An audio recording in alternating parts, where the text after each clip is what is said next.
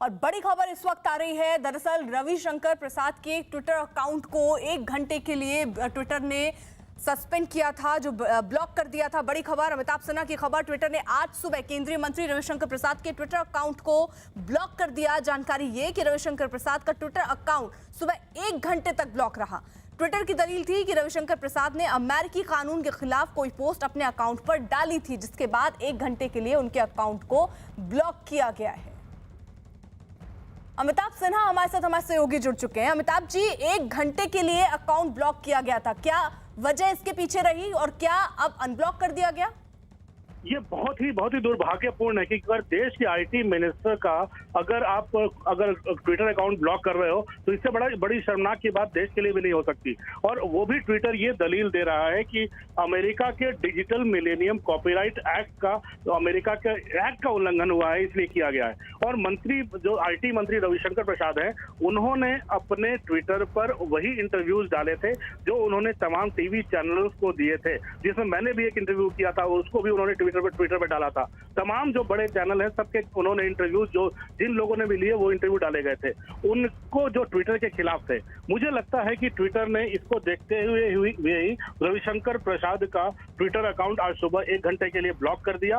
अब मुझे लगता है कि ये बदले की कार्रवाई, ये नासमझी भरी कार्रवाई है ट्विटर की, क्योंकि लगातार उन्हें कहा जा रहा था कि आप दिशा निर्देशों का पालन कीजिए। और मुझे लगता है आईटी मिनिस्टर के ट्विटर को ब्लॉक करके उन्होंने एक में आग में घी डालने का ही काम किया है और उनके खिलाफ और ज्यादा मुझे लगता है कार्रवाई की संभावनाएं अब बढ़ती जा रही हैं। और अमिताभ जी, शिकायत तो ट्विटर से इसी बात को लेकर थी कि आप कार्रवाई नहीं कर रहे हैं, आप चीजों पर नजर नहीं रख रहे हैं, लेकिन अगर अमेरिकी कानून के खिलाफ कुछ होता है तो आप 1 घंटे के लिए आईटी मिनिस्टर का ही ट्विटर अकाउंट ब्लॉक कर देते हैं, और ऐसे आप भारत में जो चीजें हो रही है उस पर आपके कदम नहीं उठते। यही मुश्किल है। दिशा निर्देश जो नए जारी किए गए थे उसमें यही कहा गया था कि आप भारत में अपने कार्यालय स्थापित कीजिए, भारत में अपने ग्रीवांस ऑफिसर लगाइए, भारत में एक कंप्लायंस ऑफिसर लगाइए, एक नोडल ऑफिसर लगाइए जिनका पता भारत में हो। अगर भारत के लोग को कोई ग्रीवांस हो आपके किसी कंटेंट के चलते, ट्विटर के कंटेंट के चलते, तो आप अमेरिका से क्यों पूछने जाओगे? आपको भारत में बैठकर फैसला करना है। आप भारत में व्यापार कर रहे हो, आप भारत से पैसे कमा रहे हो, और उसके बाद भी आप भारत के अंदर कुछ करना नहीं चाहते हो मध्यस्थ बन के, तो मुझे लगता है मध्यस्थ बनने की उनकी जो समय सीमा थी वो खत्म हो गई है। अब उन्हें भारतीय कानूनों का पालन करना पड़ेगा। और आपने देखा होगा कर्नाटक से लेकर उत्तर प्रदेश तमाम जगहों पर ट्विटर के लोगों को समन किया जा रहा है अपने जो कानूनों के मुताबिक, क्रिमिनल कानूनों के मुताबिक। दिल्ली पुलिस की भी स्पेशल सेल पूछताछ कर चुकी है। लेकिन इससे ज्यादा क्या मतलब दुर्भाग्यपूर्ण हो और शर्मनाक हो सकता है कि एक रविशंकर प्रसाद जो आईटी मिनिस्टर हैं, देश के कानून मंत्री भी हैं, वरिष्ठ मंत्री हैं, उनका ट्विटर आप सिर्फ एक घंटे के लिए ब्लॉक कर दो। जब उनके लोग आपसे पूछे तो आप कहो कि हमने अमेरिकी कानूनों के हिसाब से किया है। तो इससे ज्यादा गलत दलील, इससे ज्यादा शर्मनाक दलील हो नहीं सकती मुझे लगता है।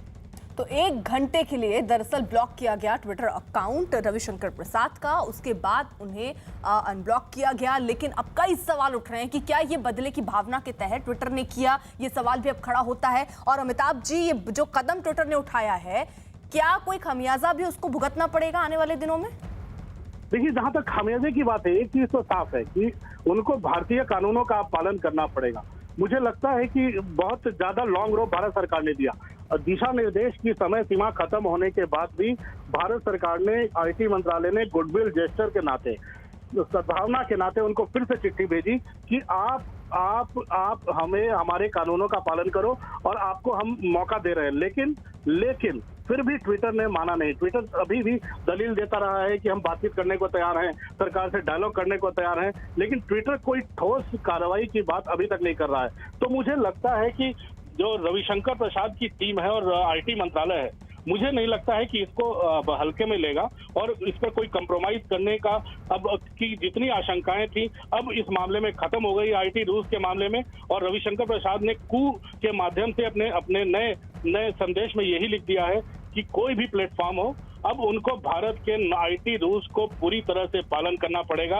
अब उसके ऊपर कोई समझौता नहीं होगा। इससे ज्यादा सीधा और तल्ख संदेश आईटी मिनिस्टर अब नहीं दे सकते थे और मुझे लगता है ट्विटर को यह संदेश मिल गया होगा। बिल्कुल, तो ये बड़ी खबर आ रही है। जो ट्विटर ने दरअसल रविशंकर प्रसाद के अकाउंट को ब्लॉक किया, वो भी 1 घंटे के लिए। यानी आईटी मिनिस्टर के अकाउंट को ब्लॉक कर देता है ट्विटर। अमिताभ जी, इसको सीधे सीधे क्या बदले की कार्रवाई समझें, और क्या अब और सख्त कदम ट्विटर के अगेंस्ट उठाए जाएंगे? ऐसे भी कोई संकेत मिल रहे हैं क्या सरकार की तरफ से?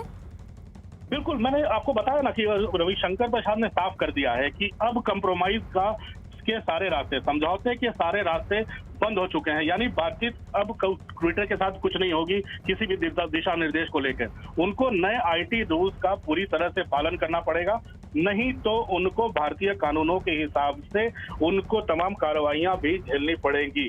अगर आप मल्टीनेशनल कंपनी हो, अगर आप बाहर से आए हो, मध्यस्थ हो, तो कम से कम आप अपने भारत की सरकार के कानूनों का पालन करना आपसे अपेक्षा की जाती है। लेकिन आप उन सब से दूर, कभी वाइस प्रेसिडेंट का जो ब्लू टिक होता है, जिसे कहते हैं हम लोग अप्रूव्ड अकाउंट, वो आपने बंद कर दिया। आपने संघ के कई नेताओं का बंद कर दिया।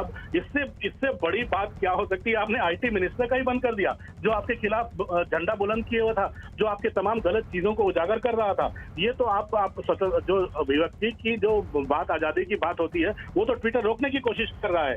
यही बात रविशंकर प्रसाद ने अपने संदेश में कही है। और मुझे लगता है कि ट्विटर जब अगर बात करने से मना कर रहा है और आर्बिट्ररी अपने फैसले ले रहा है, तो मुझे लगता है आने वाले दिनों में अब उनके लिए मुश्किलें बढ़ सकती हैं। और बिना किसी नोटिस के रविशंकर प्रसाद आईटी मंत्री का अगर अकाउंट ब्लॉक कर रहे हो, तो इससे ज्यादा गलत संदेश भारत के लिए तो नहीं हो सकता। अमिताभ जी, जो दलील दे रहा है ट्विटर कि अमेरिकी कानून के खिलाफ कई पोस्ट हुए और उसके चलते ये अकाउंट जो है वो 1 घंटे के लिए ब्लॉक किया गया, वो दलील दरअसल क्या है?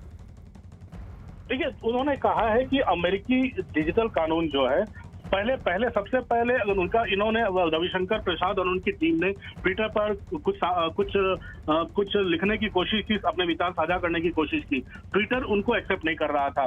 फिर उन्होंने जब पता किया तो पता चला, ट्विटर ने ये दलील दी कि अमेरिकन डिजिटल कानून के हिसाब से उनके जो कुछ पोस्ट हैं वो अमेरिकन कानूनों के खिलाफ जा रहे हैं, इसलिए हम आपके ट्विटर को हम ब्लॉक कर रहे हैं। और यही वो मात खा गए हैं, क्योंकि इसके लिए उन्होंने न किसी को नोटिस दिया। रविशंकर प्रसाद आईटी मिनिस्टर हैं, जो दिन रात इन सब चीजों को देख रहे हैं। तमाम जो सोशल मीडिया प्लेटफॉर्म है उनको देख रहे हैं कि कैसे वो भारत के कानूनों का पालन करें। काफी सख्त मंत्री भी है। अगर आप उनको बिना दलील दिए हुए, बिना किसी नोटिस के आप ऐसा कर रहे हो, तो ये बिल्कुल गलत है। कानूनों का उल्लंघन ही नहीं है, भारत के पूरे राजतंत्र का, एक लोकतंत्र का ही अपमान है ये पूरी तरह से। इसीलिए रविशंकर प्रसाद ने सीधा संदेश दिया है कि अब चाहे कोई भी प्लेटफॉर्म हो, कितना भी बड़ा प्लेटफॉर्म हो, अगर आईटी रूल पालन नहीं करेगा तो उसको कानून के हिसाब से, क्रिमिनल कानून के हिसाब से भी अगर उनको दायरे में लाना पड़े तो भारत सरकार पीछे नहीं हटेगी। अब इन कंपनियों से बात करने का कोई सवाल नहीं उठता, ना कोई सी कंप्रोमाइज का सवाल उठता है। ये रविशंकर प्रसाद का आखिरी संदेश है, वो भी प्लेटफॉर्म पर। लेकिन अमिताभ जी, जिस तरीके से आईटी मंत्री का ही देखिए ट्विटर 1 घंटे के लिए ब्लॉक कर देना, सीधे तौर पर ये ट्विटर की मनमानी दिख रही है। हम लोग बार बार ये प्रस्ताव रख रहे हैं सामने कि भाई आप वक्त रहते जो नियम है उसको फॉलो कर लीजिए, लेकिन ट्विटर की जो तरीके से जो रुख दिख रहा है वो ऐसा दिख रहा है कि वो मानने को तैयार नहीं है। किस तरीके के कड़े कदम उठाए जा सकते हैं फिर? देखिए, कड़े कदम तो उठाए जाने शुरू हो चुके हैं। अब तो रविशंकर प्रसाद ने पहले ही साफ कर दिया था, और जिन इंटरव्यूज को उन्होंने ट्विटर पर लोड किया था, जिन इंटरव्यूज को तमाम अपने जो हमारे चैनल्स हैं, भारत के जो भी चैनल्स हैं, चाहे मैंने भी उनका इंटरव्यू किया था, एक बड़ा सा जो हम लोगों ने लाइव दिखाया था कि किस तरह से उन्होंने ट्विटर पर लगाम कसने की बात कही थी। तमाम बड़े चैनलों से इंटरव्यू किया था। उन तमाम इंटरव्यूज को रविशंकर प्रसाद ने डाला था अपने ट्विटर अकाउंट पे, इंटरव्यूज को ही डाला था।